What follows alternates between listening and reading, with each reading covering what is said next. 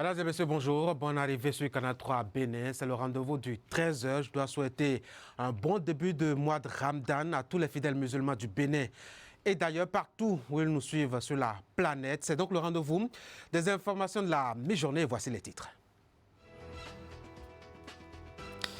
Les chefs d'État de la CEDEAO souhaitent bien un allègement de la dette publique à leurs pays respectifs pour leur permettre de faire face aux conséquences et exigences liées au coronavirus. Ils l'ont décidé hier au terme d'une visioconférence. C'est la première fois qu'ils se sont ainsi vus de loin et échangé au sujet de la pandémie. Le ministre béninois des Affaires étrangères et de la coopération, Aurélien Agbenochi, nous fera le point. C'est lui que vous avez à l'antenne. Soava, au départ, hors du cordon sanitaire établi par le gouvernement, puis rattrapé et intégré, tient vaille que vaille face aux exigences liées aux mesures pour se préserver. On suit à la lettre les recommandations gouvernementales et on se prépare déjà à l'éventualité de la reprise des cours dans la commune le 11 mai prochain. André Todje, le premier adjoint au maire, nous en donne d'amples explications. Et puis le Bénin, objet de toutes les attentions et sollicitudes de la part de structures privées qui volent à son secours. C'est pour lui donner un coup de main pour vaincre la pandémie.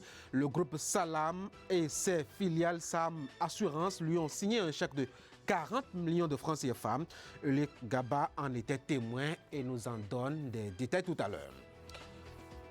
Bienvenue donc à ce rendez-vous de l'information sur Canal 3 Bénin dont j'ai le plaisir de vous le présenter. Les chefs d'État de la CEDEAO se sont vus hier, mais de loin. Par téléconférence, ils ont échangé pour la première fois et publiquement au sujet du coronavirus. Une seule question, comment y faire face et s'en remettre quand il a dévasté, comme il le fait encore d'ailleurs, les économies nationales des pays dont les leaders se sont retrouvés. Ensemble, ils ont arrêté de plaider pour un allègement de la dette. Voici le point des échanges et les autres conclusions de la rencontre avec Aurélien Agbenochi. Il est le ministre béninois en charge des Affaires étrangères. Il est ici au micro donc de Narcisse Talossin. Ce qui ressort de leurs travaux, c'est d'abord le fait du constat qu'ils ont fait que cette pandémie risque non seulement de remettre en cause les efforts de développement qui sont en cours dans nos pays, elle affaiblit la capacité des États à faire face à leurs défis habituels, mais elle met en rude épreuve nos systèmes de santé et risque de nous éprouver durement vu la faiblesse de nos systèmes, mais aussi de la pauvreté qui est le lot de plusieurs pays de notre sous-région. Mais les présidents sont tombés d'accord pour faire converger leurs efforts. Ils ont désigné le président du Nigeria, le président Buhari, pour être le champion de la CEDEAO, pour s'occuper de la mise en commun, de la coordination de leurs efforts. Et ils ont convenu aussi de mettre en place un mécanisme qui permet d'échanger non seulement les pratiques, les bonnes pratiques qui ont été utilisées par les uns et les autres. Ils ont convenu aussi de mettre en rapport les équipes scientifiques qui travaillent dans les pays, mais également tous les mécanismes qui ont été de manière ad hoc créés devraient pouvoir, dans le cadre de la CEDEAO et grâce à la coordination de la Commission, contribuer à affiner la réponse, contribuer à renforcer les plans de riposte pour que les populations de notre espace régional de la CEDEAO soient protégées et mises à l'abri dans toute la mesure de possible, avec tous les moyens possibles. Le président a participé aux travaux toute la matinée et je suis heureux de constater que les solutions qui ont été présentées par divers pays, pour la plupart, sont des solutions qui empruntent beaucoup à ce que nous avons fait ici. Et sur plusieurs plans, le Bénin est fortement en avance et cela est réconfortant. Voilà pour le point des échanges entre les chefs d'État de la CEDEAO qui s'était vu hier par visioconférence. On va toujours continuer à parler de cette actualité-là, le coronavirus. Elle partage les mêmes soucis de mévente avec leurs congénères sur la terre ferme. Les femmes du marché flottant de l'arrondissement de Ganvier 2, c'est dans la commune de Soava, accusent elles aussi les affres du coronavirus, évasives à longueur de journée devant leurs étalages dont le nombre des articles varie. À peine à la fin de la journée, elles essaient de s'en remettre à la providence pour avoir des clients. Teddy Goudalo a bravé les eaux de la commune pour faire le constat. Voici donc son reportage qui est ici présenté par Narcisse Alossé. La commune de Soava, c'est une commune lacustre. Et vous savez que c'est une commune qui est ouverte sur d'autres communes, surtout les communes des Agégués, les communes de Porto-Novo, par où les gens peuvent transiter pour aller au Nigeria facilement. Donc la situation à Soava, d'abord nous sommes en train de travailler à ce que les populations puissent être informées des mesures prises par le gouvernement dans le cadre de prévenir cette maladie, c'est-à-dire le lavage systématique des mains, le port des masques, le respect des distances de 1 mètre. Alors chez nous, la population se déplace par les bateaux, par les pirogues. Les gens vont dire, mais qu'est-ce qui concerne Soava dans ce processus? C'est vrai.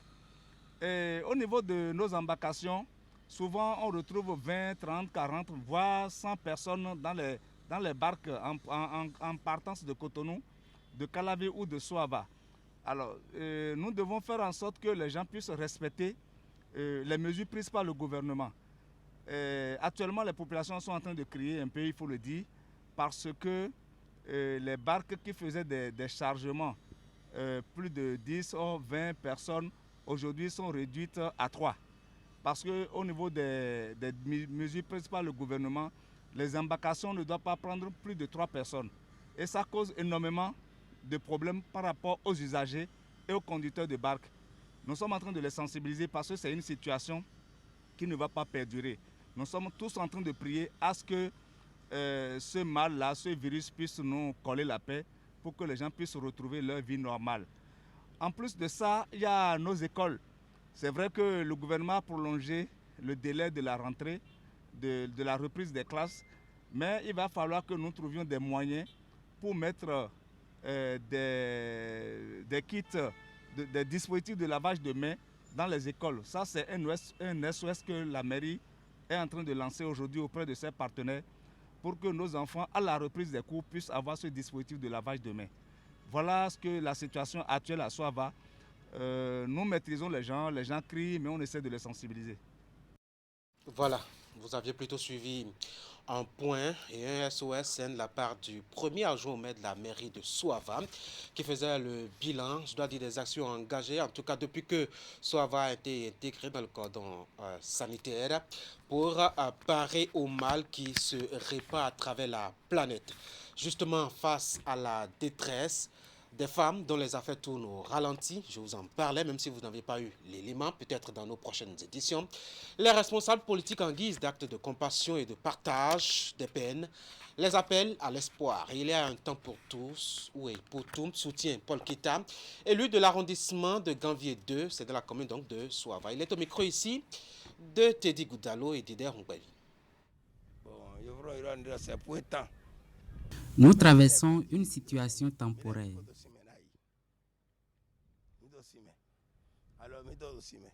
Nous nous lavons régulièrement les mains. Nous sommes sur l'eau. Nos mains et nos pieds sont à plein temps dans l'eau.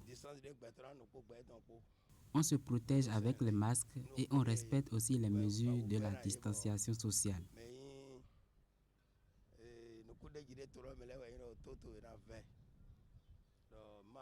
Seule la mévente embête nos bonnes dames des marchés flottants. Nous n'avons pas le choix. Bientôt, le coronavirus va passer. J'exhorte donc la population de Ganvier à garder son calme.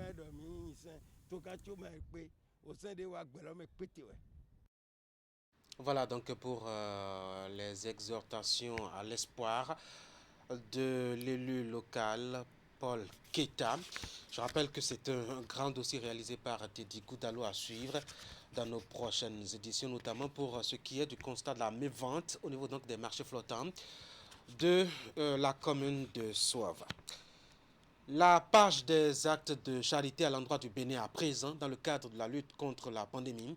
De nouveaux noms y sont désormais inscrits. Il s'agit de ceux du groupe Salam et de ses filiales Saham Assurance qui sont allés signer un chèque de 40 millions de francs CFA au ministère de la Santé hier. Ule Gaba et Elvis Tonoucoin en étaient témoins. 40 millions de francs CFA. C'est le montant gracieusement offert au gouvernement du Bénin en guise de soutien aux multiples mesures de riposte contre la COVID-19. Un don du groupe Sanlam Emerging Markets, actionnaire de référence des compagnies Saham Assurance au Bénin. Le groupe Sanlam soutient à travers ce don les différentes initiatives de notre gouvernement dans la lutte contre le Covid, ceci dans l'espoir d'assurer un avenir durable à toutes nos communautés et nos écosystèmes. Cette action témoigne de l'engagement du groupe Sanlam aux côtés de ses filiales Saham Assurance dans l'effort national pour endiguer la propagation de la pandémie du Covid-19 et atténuer ses impacts socio-économiques. Le message est clair, chacun doit jouer sa partition dans la grande croisade contre le virus le plus meurtrier de notre époque. Le combat contre ce virus ne doit pas être l'affaire uniquement du gouvernement, qui joue par ailleurs brillamment sa partition. C'est pour encourager les actions de son Excellence, le Président de la République, ici Athanase Guillaume Talon, qui a pris des mesures courageuses pour éradiquer ce mal qui nous mine, surtout dans tout le monde entier et dans l'Afrique et au Bénin en particulier. Tout en reconnaissant que les mesures prises par le gouvernement du président Patrice Talon pèsent énormément sur le budget national, le secrétaire général du ministère de la Santé apprécie à sa juste valeur le geste spontané et volontaire du groupe Sanlam à travers ses filiales Saham Assurance. Saham Assurance Vie et Saham Assurance qui, ce soir, nous apportent une contribution financière importante de 40 millions de francs pour accompagner le gouvernement dans ses efforts inlassables, dans ses efforts pour combattre cette pandémie. Je voudrais donc, en son nom, vous remercier très sincèrement pour votre solidarité, votre esprit d'humanisme. Je voudrais vous rassurer que ces fonds que vous mettez à la disposition du Bénin seront utilisés en bon escient.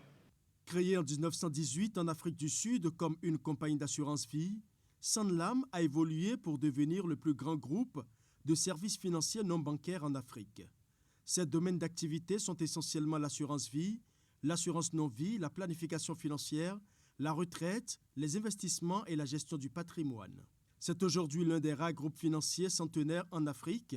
Le groupe Sanlam est présent au Bénin à travers 2 filiales à savoir Saham Assurance Vie qui s'occupe de l'assurance de personnes et Saham Assurance essentiellement consacrée à l'assurance de biens.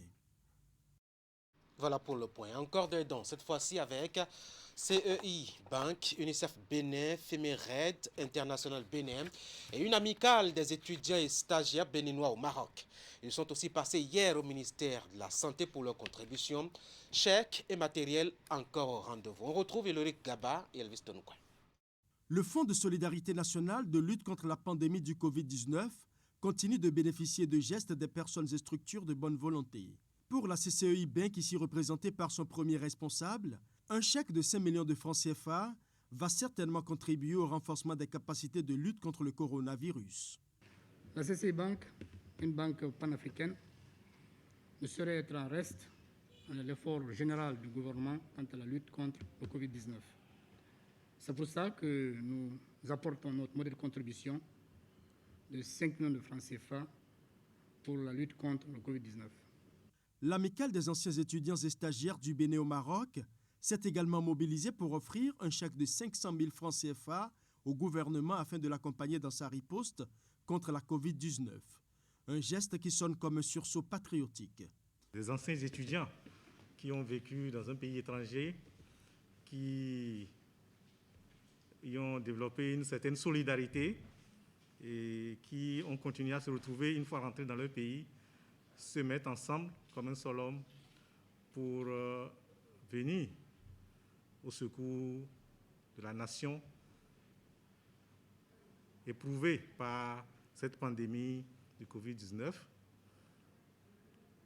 Je voudrais dire que je suis très touché de ça. Le ministère de la Santé ne reçoit pas uniquement le numéraire pour combattre la Covid-19. Plusieurs dons de matériel comme ceux-ci permettent aux agents sur le terrain de mieux appliquer les mesures prescrites par le gouvernement. C'est dans ce cadre de coopération que l'UNICEF fait cette première dotation de matériel composée de 64 pulvérisateurs, que vous pouvez voir, 150 fûts de 45 kg de chlore et 154 cartons de savon d'un coût global de 20 180 000 francs CFA. Autre lot de matériels offerts cette fois-ci par Femered International Bénin, des intrants nécessaires pour combattre la Covid-19. C'est une organisation internationale nouvellement implantée au Bénin, mais les membres n'hésitent pas à replier les manches pour participer à la solidarité nationale autour de la pandémie meurtrière. Femered International, qui est souché aux États-Unis, est spécialisé dans les interventions d'urgence en matière de santé. Et dans ces situations que nous traversons au Bénin en particulier et dans tout le monde entier en général, nous ne pouvons pas rester indifférents. Femered a sa représentation il y a peu de temps au Bénin, donc on n'a pas assez de membres, mais nous menons déjà un certain nombre d'activités. Le peu qui a été très vite mobilisé au sein de ces membres actifs, c'est ça que nous nous sommes dit qu'il faut venir remettre dans la main du gouvernement et vous dire que d'autres annonces sont en vue et dans les tout prochains jours. En réponse à tous ces dons, le secrétaire général du ministère de la Santé exprime sa profonde gratitude. Au nom de son ministre, il rassure que chaque centime et chaque intrant sera utilisé à bon escient pour assurer la sécurité sanitaire de tous les citoyens. À côté des dons et soutiens et apports, le Bénin qui n'arrête pas de s'armer encore et encore contre le mal. De nouvelles cargaisons d'équipements médicaux et de protection contre le coronavirus ont été réceptionnées dans la nuit du mercredi par les autorités gouvernementales. C'est à l'aéroport international Gantine-Cotonou. Il s'agit de commandes faites par l'État béninois dans sa stratégie de riposte contre la pandémie. Ali Moumouni pour les détails. Les réceptions de matériel pour la lutte contre le Covid-19 au Bénin se poursuivent sur le tarmac de l'aéroport international Cardinal Bernardin Gantine de Cotonou. Une fois encore, le ministre de la Santé, Benjamin Hunkpati, et celui de l'Économie et des Finances, Romuald Ouadani, sont allés recevoir de nouveaux produits commandés par le gouvernement. 33 autres palettes d'équipements médicaux et de protection contre le coronavirus sont acquises pour renforcer le dispositif déjà installé. Il s'agit notamment de 12 millions de masques chirurgicaux et de 1 million de masques de type FFP2. Mais en dehors de ces masques qui vont servir pour assurer le respect des mesures de protection, nous avons également des équipements pour les laboratoires. Il s'agit notamment des postes de sécurité microbiologique de type 3 et de type 1 pour les manipulations. Comme vous le savez, le gouvernement est dans une démarche de décentralisation du diagnostic. Et nous allons bientôt installer dans les 12 départements du pays des laboratoires pour assurer le diagnostic de la COVID-19 de manière décentralisée. Ainsi donc, nous allons rapprocher le service des populations et pouvoir asseoir notre stratégie de dépistage et de traitement. Cette cargaison intervient à la suite des équipements de laboratoire reçus par le gouvernement il y a quelques jours, lesquels équipements permettent au Bénin aujourd'hui d'avoir une capacité de réalisation de 16 000 tests de Covid par jour. Merci à Ali Moumouni. On va changer de rubrique maintenant. C'est déjà le premier jour de jeûne chez les fidèles musulmans. Aujourd'hui, un jour longtemps attendu et minutieusement préparé, surtout par ces temps de Covid-19 qui en rajoutaient aux exigences comme par exemple la prière individuelle et non en groupe et à la mosquée, comme c'est traditionnellement le cas. Mais ceci ne gêne pas les fidèles de l'islam de Nati Tengou. Bien au contraire, c'est plutôt le temps un peu trop sec côté financier qui dérange un peu. Se rencontrer par Régis Hippolyte Agassou dans cet élément. Saliou Yari Daoud, la cinquantaine, est un père de famille musulmane au quartier Nimporiman dans le 3e arrondissement de Nati Tengou. Alors que nous sommes à quelques heures du démarrage du jeûne musulman, il se dit spirituellement prêt avec sa famille pour aborder ces 30 à 31 jours de jeûne et de prière. Nous sommes en train de s'approcher. Nous cherchons d'abord à ce que Dieu nous aide avec une bonne foi afin que nous pouvons atteindre l'objectif pour lequel il nous recommande de jeûner dans ce mois. Donc, qui est la piété. Sans la piété de Dieu et la crainte de Dieu, tout ce que l'on fait, toutes les dépenses que l'on fait est inutile. Donc l'essentiel, c'est d'avoir acquis l'objectif pour lequel on nous a recommandé de jeûner. Un mois de jeûne de cette année qui tombe dans une crise sanitaire mondiale qui empêchera les musulmans jusqu'au 10 mai au moins de prier dans les mosquées. Une situation que les fidèles en islam accueillent avec foi. Malgré que les mosquées sont fermées, ce n'est pas la prière qu'ils ont refusée qu'on prie. Nous allons prier. Partout où nous sommes, toute la terre est comme une mosquée pour les musulmans. Donc on peut prier partout où nous nous trouvons. La fermeture des mosquées ne veut pas dire aux musulmans de ne pas prier. Il y a des moments même que s'il y a la pluie, le prophète dit aux muezzins d'aller faire l'appel et qu'il dit aux gens de prier chez eux. Donc nous ne sommes pas si gênés par la fermeture des mosquées. L'essentiel est que nous ne perdons pas nos foi dans ces événements pareils. Le carême musulman, c'est aussi et surtout les repas pour lancer et rompre le jeûne au quotidien. À ce niveau, les fidèles rencontrés, tout en se plaignant de la morosité actuelle liée au Covid-19, se plient néanmoins à la miséricorde divine. Les préparatifs que nous on a fait, c'est basé sur la foi d'abord. Tout ce que nous allons manger et boire provient de Dieu. Parce qu'il nous a dit, il ne nous demande pas de quoi nous allons manger et quoi nous allons soutenir. Donc nous, on s'est apprêté, par le peu de moyens que Dieu nous a donnés. Alhamdulillah. Il y a crise économique. Nous prions Allah subhanahu wa ta'ala de nous assister davantage. Nous avons pu faire ce que nous pouvons faire de notre capacité, mais ce n'est pas comme les années antérieures. Les années antérieures, à ces moments-là, on a déjà tout à notre disposition.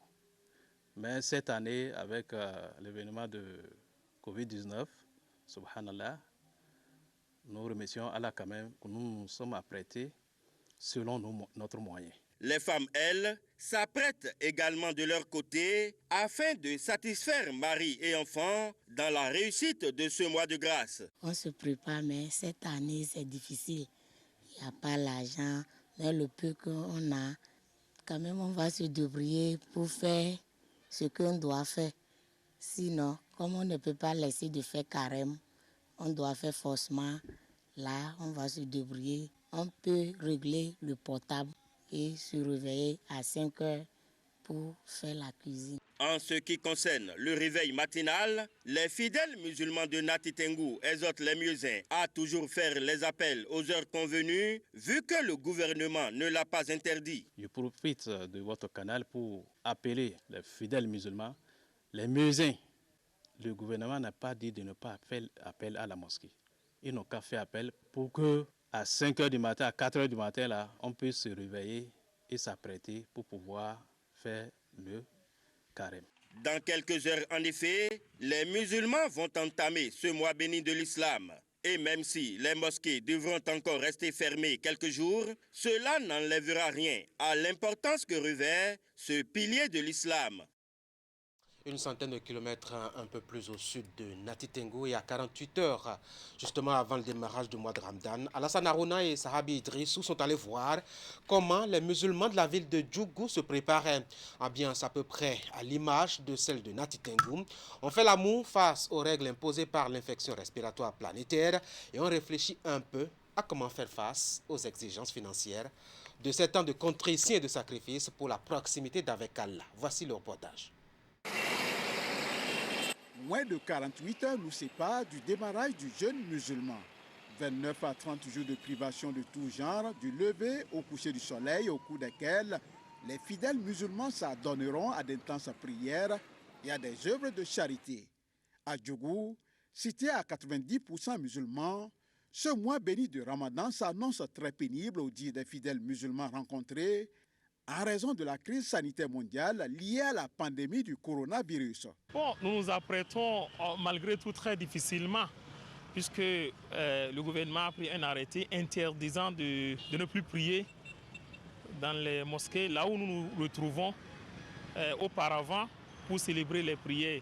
Maintenant, vous pouvez imaginer comment est-ce que c'est très très difficile pour nous d'entamer ce mois béni de Ramadan. Bon, on s'apprête, mais on n'a pas le courage, quoi.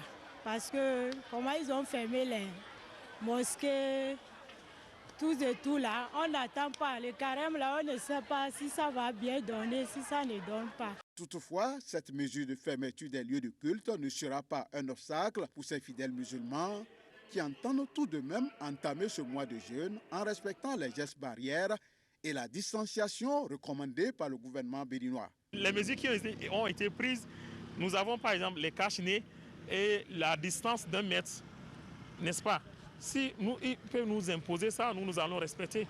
Nous allons bien avoir nos cache-nez et nous allons respecter dans nos différents lieux de prière. Cette distance donnée, nous allons le faire dans les mosquées. On peut dire que nous sommes en deuil en tant que musulmans fidèles qui pensent toujours à sa religion, qui pensent toujours à la coopération qu'il avait avant cette pandémie.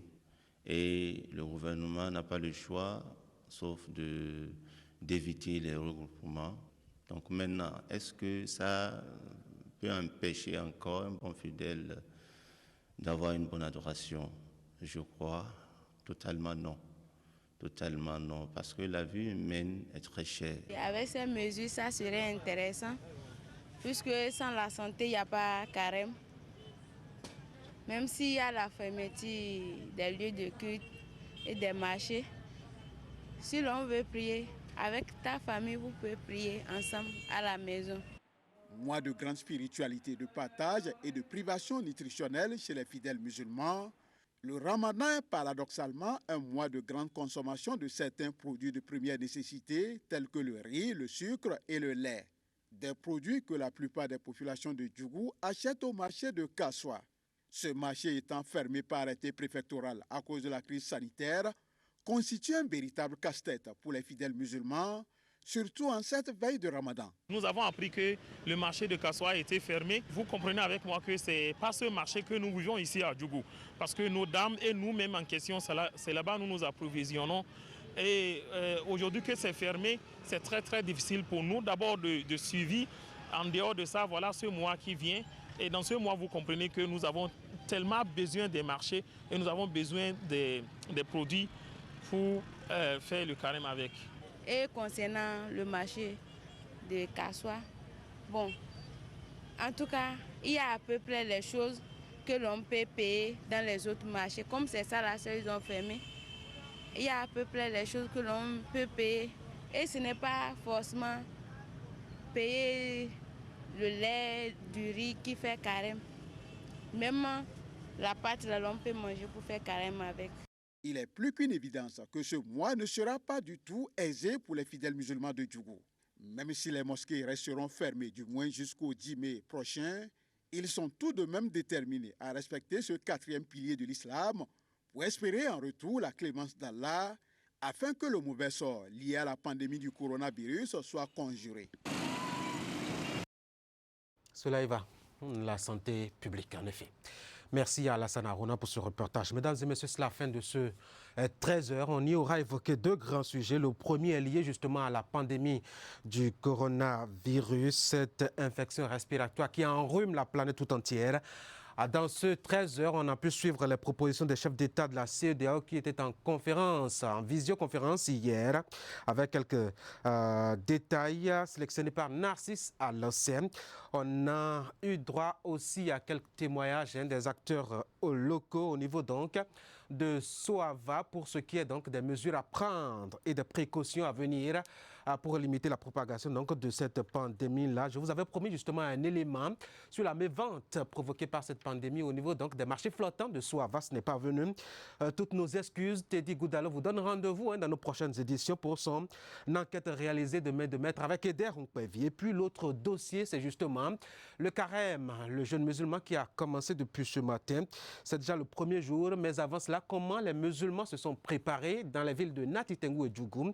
Vous aviez eu des détails avec Régis Hippolyte Gossou et justement le dernier élément avec notre directeur régional donc Canal 3 Bénin de Nati Tengu, Alassane Harouna. C'est donc la fin de ce 13h. Merci d'avoir été là. Ce fut un plaisir de vous l'avoir présenté. Bon début de carême aux fidèles musulmans. On va se donner rendez-vous pour demain à 13h. Mais d'ici là, vous vous portez très bien. N'oubliez surtout pas de vous laver les mains, même si vous êtes en carême.